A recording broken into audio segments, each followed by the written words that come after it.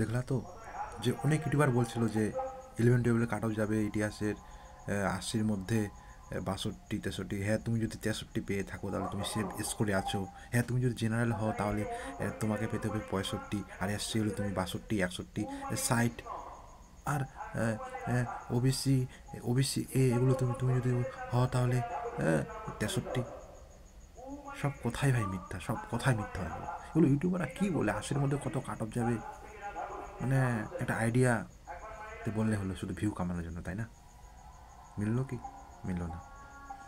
ভাই তোমরা ইউটিউবের কথা কান দিও না, বুঝতে পারছো? কারণ 80-র মধ্যে কাট অফ, কাট অফ 70-এর মধ্যে নয়, বুঝতে পারছো? যত ইউটিউবাররা বলো যে 80-র মধ্যে 60 পারেই তুমি সেফ স্কোর, 80-র মধ্যে 62 পারেই তুমি সেফ স্কোর, না, বুঝতে পারছো? নিজের ট্যালেন্টকে খাটাও, নিজের ট্যালেন্ট খাটিয়ে ভাবো যে কত কাট অফ যেতে পারে। আমি তো আগেই ভাবছিলাম যে কাট অফ বাট বহুত যাবে, কেউ চান্স পাবে না। হ্যাঁ হ্যাঁ, আর সত্যি এটাই হয়েছে।